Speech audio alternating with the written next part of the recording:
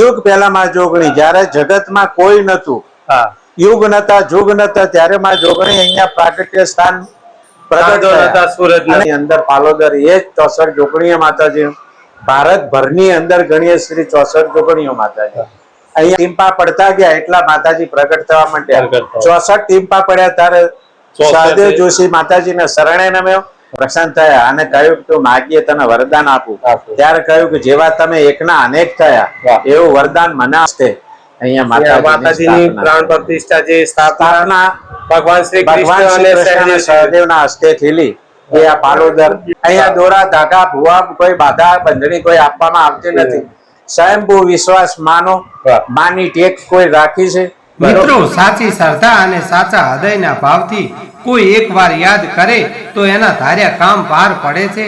અને જો કોઈ ભૂલથી પણ ખોટા સોગન ખાય કે કોઈ ભક્તને ખોટી રીતે કોઈ હેરાન કરે અને ભક્તનો અંતરથી નાભીથી નાદ નીકળી જાય તો કહેવાય છે કે મારી માં જોગણી એને ધોળા દિવસે તારા બતાવી દે છે. અને મારી માં જોગણી ખોટું કરનારને પાપીઓને મુક્તિ નથી. અને કોઈ ભક્તની સાચી ભક્તિથી માં જોગણીની કૃપા થઈ જાય તો એની 7 પેઢી સુધી ઊની આંચ આવવા દેતી નથી. આવી મારી પાળોદરની જોગણી માના ઇતિહાસની વાત કરવી છે, જ્યાં આદરા હાજર જોગણી માતાજી બિરાજમાન છે અને અનેક ભક્તોની મનોકામનાઓ જોગણી માતાજીએ પૂર્ણ કરી છે.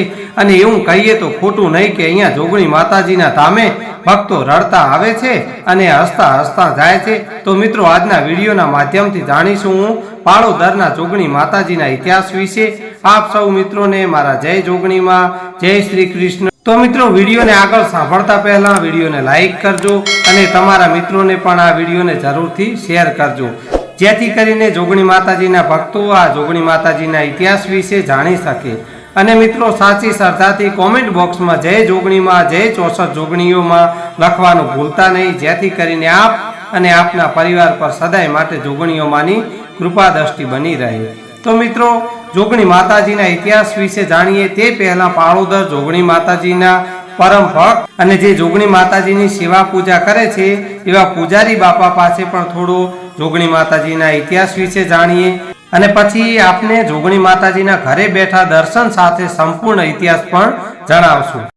તો જય જોગણીમાં દાદા. જય જોગણી. તો આ જોગણી માતાજીના ઇતિહાસ વિશે થોડું અમારા દર્શક મિત્રોને દાદા જણાવો. અહીંયા શ્રી 64 જોગણીઓ માતાજી મુખ્ય પ્રાગટ્ય સ્થાન એટલે પાલોદર. ઉત્તર ગુજરાતનું મહેસાણા જિલ્લાનું મુખ્ય સ્થાન જ છે એ પાલોદર મુકામે આવેલું છે ભારતભરની અંદર. અને સતયુગની વાત કરીએ તો આગળ પાર્વતીજી કહેવાણા, રામચંદ્ર ઘેર સીતાજી પણ કહેવાણા, અને દ્વાપર યુગમાં પાંડવ ઘેર દ્રૌપદી પણ કહેવાણા. અને યુગ પહેલા માં જોગણી જયારે જગતમાં કોઈ નતું, યુગ નતા જુગ નતા, ત્યારે માં જોગણી અહીંયા પ્રાગટ્ય સ્થાન પ્રગટ થયા. અને એને વિષ્ણુ ભગવાનને ઉત્પન્ન કર્યા. વિષ્ણુ ભગવાનના નાભીમાંથી શિવ અને બ્રહ્માને ઉત્પન્ન કર્યા અને આ સૃષ્ટિનું સર્જન કર્યું. સંસ્કૃત ભાષામાં યોગિની, યોગિની કહેવાય. યજ્ઞ કરીએ કે કઈ પણ કરીએ સંસ્કૃત ભાષામાં એની અંદર યોગિની કહેવામાં આવે. અને યોગિનીઓનો સમૂહ એટલે યોગિનીઓ કરતા કરતા અપરામ ભાષામાં જોગણીઓ થઈ ગઈ. આમ યોગિની યુગ પહેલામાં. અને જયારે માં પ્રગટ થઈ ત્યારે એમ કહેવાય કે પાલોદર મુકામે એટલા હારી પીલુચા નગરી હતી. પીલુચા નગરી. અને એ વખત દ્વાપર યુગની અંદર સહદેવ મહાભારત પછી યુદ્ધના પછી અહીંયાથી દ્વારકા જવા માટે નીકળ્યા. ત્યારે માતાજીનો અહીંયા વાસ હતો. માતાજીએ બાળા સ્વરૂપે એમને દર્શન આપી અને માએ કહ્યું કે તારે આગળ વધવું હોય તો મારે તારી સાથે યુદ્ધ કરવું પડશે, ને કે તારે પાછું વળવું પડશે. સહદેવ જોશી ત્રિકાળ જ્ઞાની હતા. એમને ખ્યાલ આવ્યો કે સ્વયંભૂ માતાજી છે, એની સાથે પાછો વળું તો મારો ક્ષત્રિય ધર્મ લાગે અને જે કામે નીકળ્યું છે કામ મારું વ્યર્થ જશે.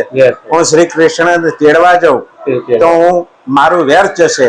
એટલે માના સામું એને યુદ્ધ મંડાણ માંડ્યા અને મા સાથે એનું યુદ્ધ કર્યું. સહદેવ જોશીને ખબર પડી કે મા સામું તો હું શું લડી શકવાનું, એ તો મા સ્વયંભૂ જગતજનની છે, મહામાયાનું મંડળ છે, એની સાથે હું એને જીતી નહીં શકું. પણ એની કૌશલ વિદ્યાથી વસ્ત્રહીન બાણ માર્યું માતાજી. અને વસ્ત્રહીન બાણની અંદર એક અણી માતાજીને વાગી, એમાંથી ટીમ્પા પડવા માંડ્યા. રુધિરના લોહીના ટીમ્પે માતાજી સ્વયંભૂ પ્રગટ થયા. જેટલા ટીમ્પા પડતા ગયા એટલા માતાજી પ્રગટ થવા માંડ્યા. 64 ટીમ્પા પડ્યા ત્યારે સહદેવ જોશી માતાજીને શરણે નમ્યો અને માને કહ્યું કે માં, હું તારું રૂપ જોઈ શકતો નથી, માત્ર તું મને, હું તો તારો બાળક છું, તું ઊભી છું પણ તારા વસ્ત્રનું પણ ભાન નથી, હું બાળક થઈ અને તારા સામે હું નિહાળી શકતો નથી. માતાજીએ એના ઉપર પ્રસન્ન થયા અને કહ્યું કે તું માગીએ તને વરદાન આપું. ત્યારે કહ્યું કે જેવા તમે એકના અનેક થયા એવું વરદાન મને આપો, કારણ કે મારે ત્યાં આગળ દ્વારકા જવું છે. બલરામ સાથે મારે સુભદ્રાના સાથે જયારે હરણ કર્યું ત્યારનો વેર છે, એટલે નથી બલરામ સાથે મારે યુદ્ધ થાય તો અક્ષણી સેના શું કરી રીતના પહોંચી શકું. તો જેવા તમે એકના અનેક થયા એવું મને વરદાન આપો તો હું તમારું વરદાન પામીને ત્યાં આગળ જે હાંસલ કરી શકું અને મારું જે કર્તવ્ય છે હું નિષ્ઠાપૂર્વક નિભાવી શકું, ભગવાનને લઈને હું હસ્તિનાપુર જાઉં. માતાજીએ કહ્યું કે તથાસ્તુ, હું તારી સાથે છું અને તું માગે ત્યાં એકના અનેક થઈ જાય. એક લશ્કરનો એક માણસ હશે ત્યાં આગળ તું એકના અનેક થાય ને જ્યાં આગળ જોયું તો ત્યાં એકના અનેક થયા અને સ્વયંભૂ ભગવાનને આવવું પડ્યું. અને ભગવાને વરદાન નું કહ્યું કે ભાઈ તું આ વરદાન અહીંયા માતાજી આગળ છોડી દે. ત્યારે કહ્યું કે મારે પાલોદર થઈને જવાનું. ત્યારે કૃષ્ણ ભગવાનના હાથે અને સહદેવના હસ્તે અહીંયા માતાજીની પ્રાણ પ્રતિષ્ઠા જે સ્થાપના ભગવાન શ્રી ભગવાન શ્રી કૃષ્ણ અને સહદેવના હસ્તે થયેલી. એ આ પાલોદર જેમ ગામડા ભાગતા ગયા, નગરો ભાગતા ગયા, નગરીના નગરો બન્યા, નગરોના ગામડા બન્યા અને અત્યારે હાલ એ પાલોદર. તો હાલ આ 64 જોગણી તરીકે ઓળખાય ને દાદા? હા, 64 જોગણી માટે. હા, મેન સાનિધ્ય મેન સ્થાનક આવ્યું. ઉત્તર ગુજરાતમાં ગણીએ તો મહેસાણા જિલ્લાની અંદર પાલોદર એ જ 64 જોગણીઓ માતાજી. ભારતભરની અંદર ગણીએ શ્રી 64 જોગણીઓ માતાજી. અહીંયા ફાગણ વદ પોચમે માતાજીનું યંત્ર ચડે, માતાજીનો પ્રાગટ્ય દિવસ છે. અહીંયા 11 ના દિવસે એટલે હોળીના પછીના 11મા દિવસે અહીંયા લોકમેળો ભરાય. એની અંદર અર્જુવેદી એટલે આદો અનાદિ કાળથી એની અંદર સુકન જોવામાં આવે. ખેડૂત લક્ષી જીવન, વરસફળ કેવું આવશે, પાક કેવા પાકશે, એના એધાણ વર્તાતા હોય, ખેડૂતો દ્વારા જોવામાં આવે. અહીંયા કોઈ ધૂણ અને ધૂણવા ઉપર કઈ કહે એવું નથી. ખેડૂતો લક્ષી જીવન ખેડૂતો દ્વારા જોવામાં આવે છે, એના વર્તારો નીકળે. નથી મંદિરે કોઈને દોરો ધાગો કરી આપવામાં બાધા આપવામાં આવતી નથી. કોઈ નહીં અહીંયા દોરા ધાગા ભુવા કોઈ બાધા બંધણી કોઈ આપવામાં આવતી નથી. સ્વયંભૂ વિશ્વાસ માનો, માની ટેક કોઈ રાખી છે તો ઘણાના અસંખ્ય ભક્તોના માં કામ કરે છે. જગતની કલ્યાણકારી માં છે. જયારે કોઈ નતું, દેવો નતા, દાનવો નતા, સૂર્ય નતા, ચંદ્ર નતા પાતાળ નથી પૃથ્વી, ત્યારની તું એ આ રહી જ માં જોગણી. અને માં ને આપણે બધા પ્રાર્થના કરીએ કે હે માં તું તો જગત જનની છે, આ જગત નું. દાદા અહીંયા મંદિરે આવવું હોય તો કોઈ જે યાત્રાળુઓ ભક્તો આવે એમને અહીંયા રહેવા માટે ધર્મશાળા છે, આવડો મોટો શેડ છે, અહીંયા દરેક સુવિધાઓ છે. દર પૂનમે અહીંયા માતાજી તરફથી અહીંયા પ્રસાદીનું પણ આયોજન થાય. લોકો નિઃશુલ્ક ભોજન ધર્મશાળા છે. દર પૂનમે અહીંયા માતાજી તરફથી અને અહીંયા યુવા સંગઠન તરફથી અહીંયા ભાવિક ભક્તોને પ્રસાદનું એક આયોજન કરવામાં આવે છે. હોંશે હોંશે લોકો માતાજીની પ્રસાદ નિરોગી. અને મેન અહીંયા કને માતાજીનો અવસર તહેવાર એવો હોળી પછી 11મો દિવસ, 12મો દિવસ અને પોચમ, આ માતાજીના ત્રણે ત્રણ એ સુદ પાંચમ ને વદ પોચમ. હોળી પછી ફાગણ વદ 11, ફાગણ વદ 12 અને પેલી સઘળીઓ નીકળે દાદા એ ફાગણ વદ 12 ના દિવસે મહાકાળીની સળગતી સઘળીઓ નીકળતી હોય. એના ઉપરથી મુખારવિંદ ઉપરથી અને જ્વાળા ઉપરથી પૃથ્વી ઉપર હવે કેવું રહેશે, પૃથ્વી ના અંદર અને આ સંસારની અંદર માનવ, પશુ, પક્ષી દરેક ને માએ આ સૃષ્ટિ સર્જન એને કર્યું. એટલે એના થકું છે બધું. અને એને રક્ષણ કરવું, કેવું રહેશે કેવું નહીં, આપત્તિ રહેશે, રોગચાળો રહેશે, આ પૃથ્વી ઉપર કોઈ લોહી વેડાશે, એવા સઘળી ઉપરથી એના યથાણ વર્તાતા હોય અને એના ઉપરથી એક નિદાન કરવામાં આવે. અને આજની તારીખમાં કહીએ તો માં જે કઈ ચાલી રહ્યું છે એ સંભાળવાનો તારે છે. આ ભારત દેશમાં તું વસે, આ દેવોનો દેશ છે. ભારત એટલે દેવભૂમિ, જ્ઞાનનો દેશ અને જ્ઞાનનો દેશ. સંતો, મહાપુરુષો અને દાનવીરો આપણા ભારત દેશની અંદર છે. અને એના થકી આપણો ભારત દેશ મજબૂત છે. અને અહીંયા દેવી દેવતાઓનો વાસ હોય ને તો ભારત દેશની અંદર નાના મોટા દરેક દેવ મંદિરોની અંદર લોકો ભાવિક ભક્તો જતા હોય છે અને હોંશે હોંશે માતાજીના દર્શન કરતા હોય છે અને માતાજીના એક શ્રદ્ધા એક વિશ્વાસથી લોકોની મનોકામના પૂર્ણ થતી હોય. આજે ભારતભરની અંદર દેવ મંદિરો ટક્યા હોય તો શ્રદ્ધાથી ને વિશ્વાસ, એની અંદર કોઈ કહેતો કે અંધશ્રદ્ધા છે, ના, શ્રદ્ધા છે, અંધશ્રદ્ધા નથી. અંધશ્રદ્ધાનો કોઈ ફેલાવો નથી. જો અંધશ્રદ્ધાનો ફેલાવો હોત ને તો આ મંદિરો છે ને એ કકળ ભૂસ થઈને તૂટીને ભૂઈ પડ્યા હોત. આજે કોઈ એને ઉભા કરનાર ના હોય, કારણ કે શ્રદ્ધા, લોકો કહેતા કે અંધશ્રદ્ધા, ના, અંધશ્રદ્ધા નહીં, શ્રદ્ધાને માનો. અને હોંશે હોંશે જો દેવ મંદિરોમાં જતા હોય, દાન થતા હોય, લોકોના શ્રદ્ધાઓ છે. એક શ્રીફળ લઈને જતા હોય કે ચુંદડી લઈને જતા ના હોય તો બે હાથ જોડતા, પણ માતાજી અને દેવો દરેકના કામ કરતા હોય. અને આપણે પણ બધા ભેગા થઈ અહીંયા પધારેલા દરેક દર્શનાર્થીને દરેકને કહેવાનું કે માં આ જગતનું કલ્યાણ કરજે. જગતની અંદર અમે તારા જ છીએ, એમાં સર્વ વ્યાપીની તું આવી ગઈ, અમને બધાને તું સાચવજે. પેલા તો માં તારી જોડે કઈ રૂપિયા ગાડી બંગલા કઈ માંગતા નથી, પણ અમે સ્વયંભૂ એટલો માંગીએ કે અમારું શરીર ને સ્વાસ્થ્ય છે ને એ સારું રાખે, સુખી પરિવાર, અમને સુખી પરિવાર રાખીને તો શરીરે રાખજો. રૂપિયા તો આ ચીન કાલ નથી, પણ સ્વાસ્થ્ય સારું છે ને તો જો જવું છે ત્યાં જઈ શકે. સરસ વાત કરી દાદા. બરોબર. આપણું નામ પણ દાદા જણાવી દો. પશાભાઈ નાયક. અને આપ માતાજીની પૂજા કરો? સેવા પૂજા કરો. ખૂબ ખૂબ આભાર દાદા આપનો. આપનો કિંમતી સમય અમારી ચેનલ ને આપ્યો તે બદલ આપનો ખૂબ ખૂબ આભાર. બોલીએ શ્રી જોગણી મિત્રો, હાલનું મહેસાણા જિલ્લાનું ગામ જે મહેસાણા શહેરની ગોદમાં આવેલું નાનકડું પંખીના માળા જેવું રૂડું ગામ આવેલું છે. મિત્રો, આ ગામ જોગણી માતાજીના નામથી ઓળખાય છે. મિત્રો, કહેવાય છે કે અહીંયા હાજરા હાજર જોગણીમાં બિરાજમાન છે. મિત્રો, આ ગામનું નામ પાળોદર છે. મિત્રો, આ પાળોદર જોગણી માનો ઇતિહાસ અલગ અલગ રીતે સાંભળવા મળે છે.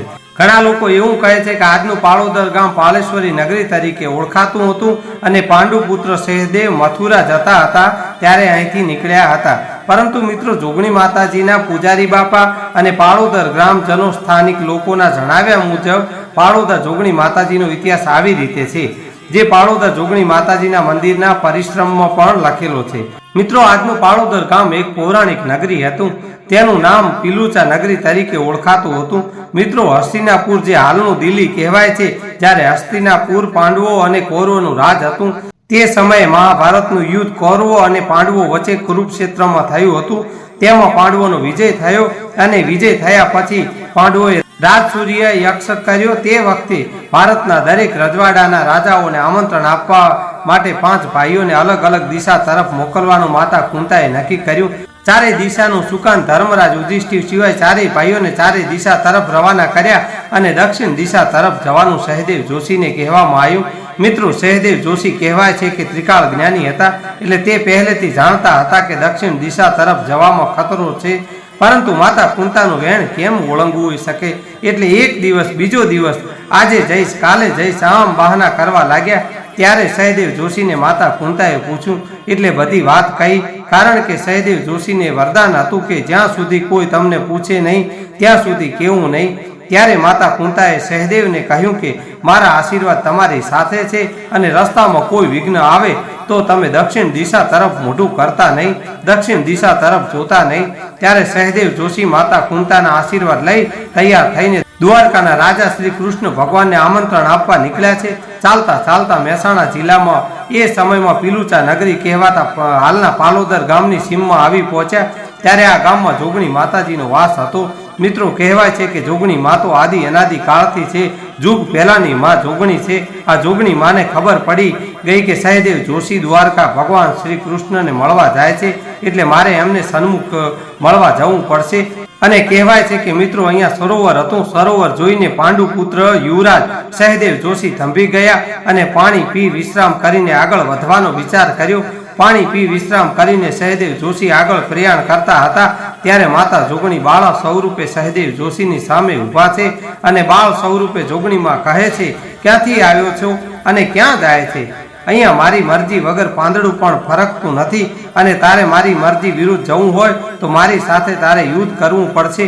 અને કહેવાય છે કે સહદેવ જોશી માં જોગણી માતાજીને ઓળખી જાય છે પરંતુ કોઈ લલકારે અને જો યુદ્ધ ના કરે તો તેમનો ક્ષત્રિય ધર્મ લાજે, માટે જોગણી માતાજી સાથે લડાઈ કરવા તૈયાર થઈ ગયા અને સહદેવ જોશીએ ધનુષ્ય ચડાવ્યું અને જોગણી માતાજીને બાણ માર્યું અને આ બાણ આ તીર વાગતા જોગણી માના લોહીના ટીપા ધરતી પર પડ્યા અને એમાંથી 64 જોગણીમાં પ્રગટ થયા અને 64 જોગણીમાં નામ પડ્યું અને જોગણી માએ વિચાર કર્યો કે આ સહદેવ જોશી કોઈ સત્પુરુષ છે, કોઈ સામાન્ય માનવી નથી, પણ આ સહદેવ જોશીને કેવી રીતે ખબર પડશે કે આ પીલુચા ગામે ખપર જોગણીના બેસણા છે? એટલે કહેવાય છે કે જોગણી માએ કામણ ક્રિયા કરી અને જે ચુંદડી જોગણી માએ ઊંધેલી હતી એ લડાઈ કરતા કરતા તેથી જોગણી માએ સહદેવ જોશીને ઉઠાડી દીધી અને પછી સહદેવ જોશીને દિશાનું ભાન રહ્યું નહીં, એટલે દક્ષિણ દિશા તરફ જોવાઈ ગયું અને પછી સહદેવ જોશીની હાર થઈ ત્યારે સહદેવ જોશીને માતા કુંતાજીના વેણ યાદ આવ્યા અને થયું કે મારી માતાના વેણ સાચા પડ્યા.